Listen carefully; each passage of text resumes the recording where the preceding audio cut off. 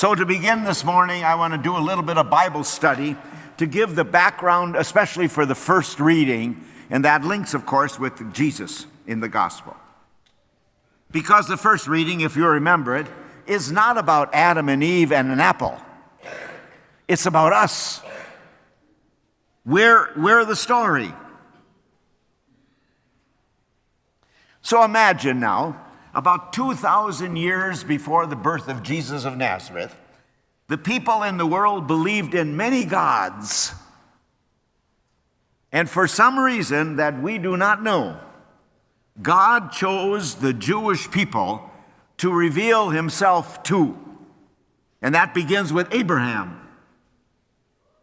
As I suspect you know, 2/3 of the Bible is what we Christians call the Old Testament. The Jewish people call it the Hebrew Scriptures, because the entire Old Testament, as we call it, is about the Jewish experience of God for those 2,000 years.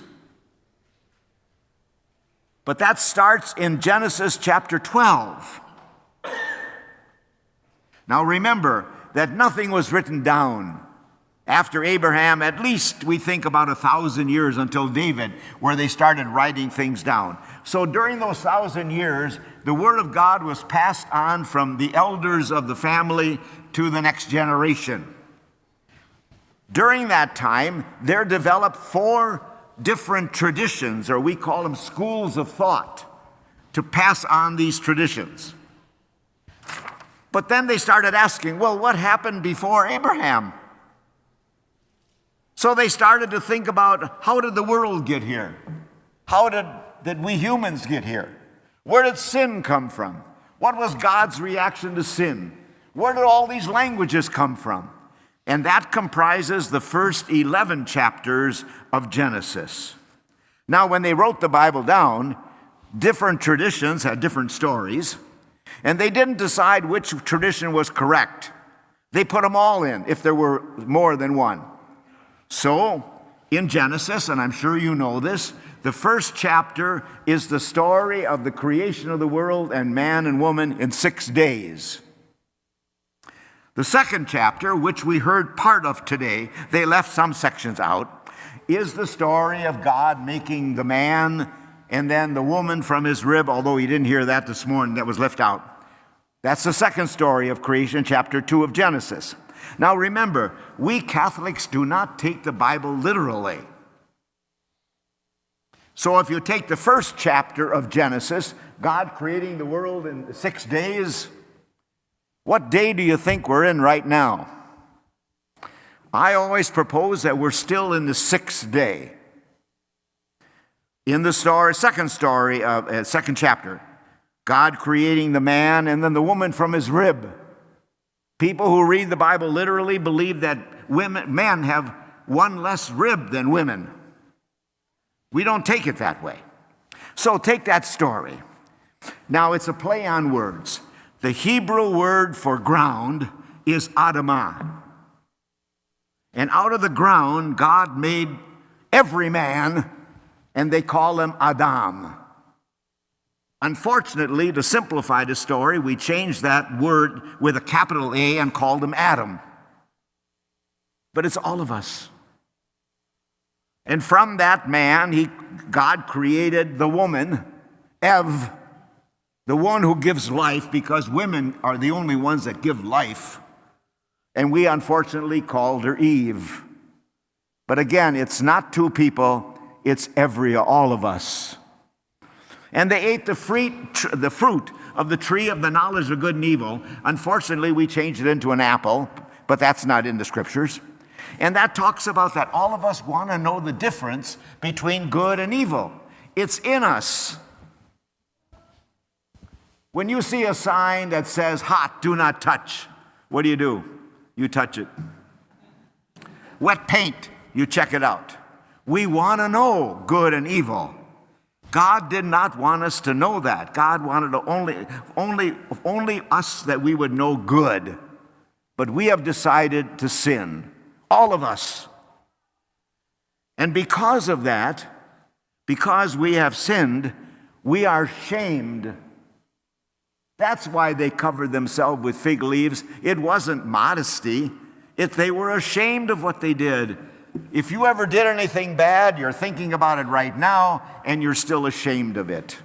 You wish you would not have done it. But that's what the story is about. It's about us. We struggle with all of that. And in theology now, we call all of that original sin. And if you've been around, you know I don't like the word original because it gives the impression that Adam and Eve did it and we get shafted with their mistake. We've all participated in it. I like the word origin. From our origins, we have sinned. We have turned from God. Now, with that long introduction, we go to the temptations, because Jesus comes into the world now and shows us a new way, a better way of how to deal with all of those temptations. And you've all heard this before, and you figured out those three temptations are the classic temptations of our lives. The first temptation for bread, as I said at the beginning, what do we hunger for? Not only food, drugs, sex, alcohol, possessions. The second temptation is a temptation to be important, pride. We have ambition. We praise initiative. What do we hunger for? The third temptation is a temptation for power and control. We want wealth. We want status. We always want more. With those temptations, it's always in our lives that we have free will. We can make choices. And think about it, not all of our choices are the way of God. And Jesus is trying to show us the way of God. That's why we're entering again every year the Lenten season. And it's not just giving up. It's going deeper to look at what we hunger for. There's a big difference between dieting and fasting. If you're dieting, you want to give up food because maybe you're overweight or whatever. If you're fasting, you're looking for something that's more fulfilling in life. If you want to diet from TV because it's boring or costs too much, but if you're fasting, you realize there's other things in life that you should be looking at, paying attention to, responding to. If you're dieting from spending because you're overdoing it, but if you're fasting, you look at how you can help others rather than yourself. None of these things are bad, but we're always looking for the better, and that's what Jesus can show us. That's what Lent is all about. Not turning away from something, but turning towards something else that we know is better. Things that last, things that lift our souls, things that lift our spirits. Give up anger, impatience, control. Think about those that are poor, forgotten, abandoned, things that are out of our sight. And think about Jesus. He's our example. What did he do? He turned toward them to help them, always turning away from himself. So during this Lenten season, go out into the desert. But the desert's inside of us.